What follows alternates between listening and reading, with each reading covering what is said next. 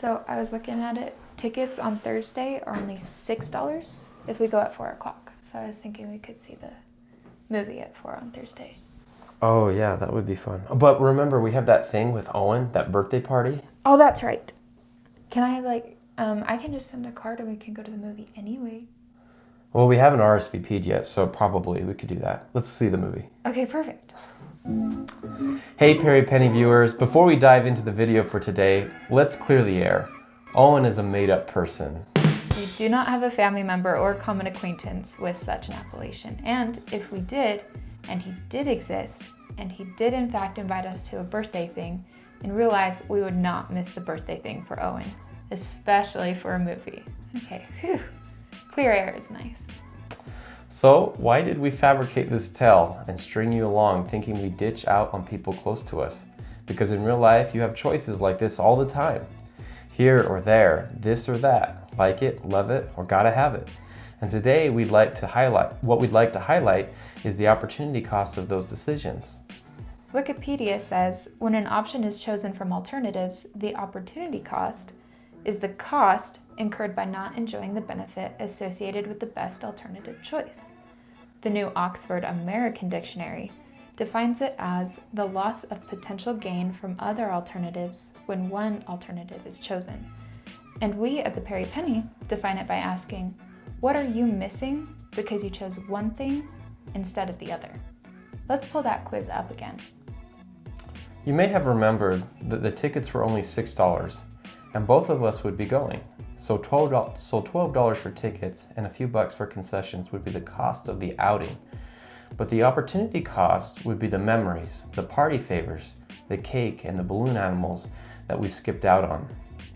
Therefore, the most correct answer would be D, because it includes the party favor. It's a common theme for movies too. The climax is when it comes down to choosing a reward or choosing to be noble. Are they honest with their family? Or do they sell out their values? Does she come clean to the guy she likes, or does she take off? There is a cost in every choice we make, and some are higher than others. Some decisions may not make much of a difference at all, but this is something we need to consider. It is easy to say that there is always an opportunity cost, but it is impossible to say with certainty what the cost really would be, because to know the true potential of a choice, you'd have to have made that choice. Nevertheless, you can get a ballpark idea of what if when you think about common choices you make and how they pan out. In day-to-day life, this is an especially helpful concept to keep in mind, especially when making financial decisions. The simple truth is that when you put your money in one place, you can no longer use it in another. When you go on a trip and pay a few $1,000s for flights, accommodations, rental cars, food, and attractions, that money is gone. You can't use it to pay bills or invest in the market or buy a birthday gift for Owen. And when you choose to invest money, you don't just pull it out because you want a new pair of jeans.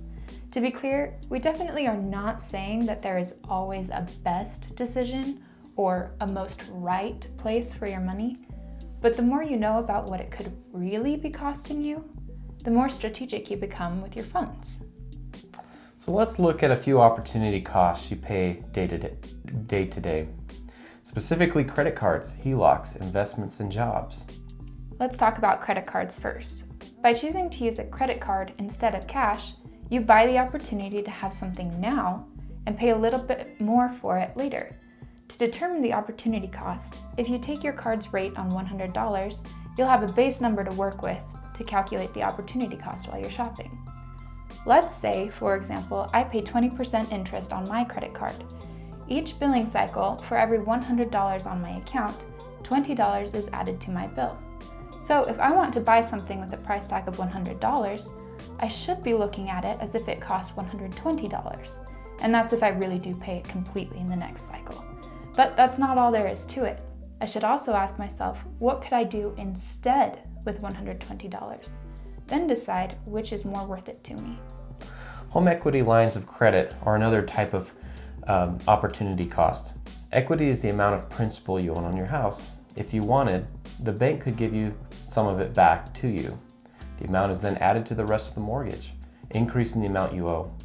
and interest then applies to the now larger number.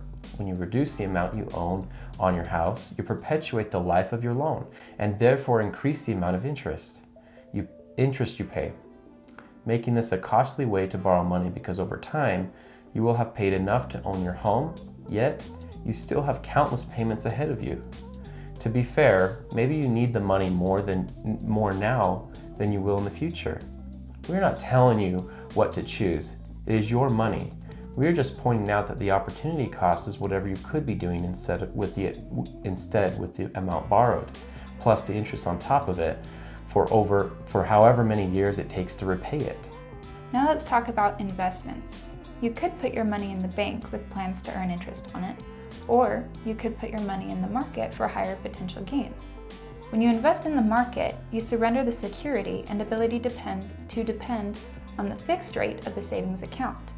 When you choose the savings account, you now have a tighter cap on what your earnings could be than if you invest in growing stocks. Again, it can be difficult to know what the true numbers are until time has passed. Your job, say you have 3 job offers on the table. One pays $20 and requires an hour commute. Another pays $20 and is only 10 minutes away. And another pays $15 but can be done from home. If you choose the commute, you surrender a chance to do something else for an hour each day, as well as the pay from the other jobs and the chance to be at home. If you choose to work at home, you surrender $20 in income, as well as the opportunity to meet other people in your workplace. Another opportunity cost that we haven't covered yet actually happens right here. We know you could be at Owen's birthday party, so we're glad you're watching the Perry Penny. Like and subscribe, it's worth it. We'll see you next time.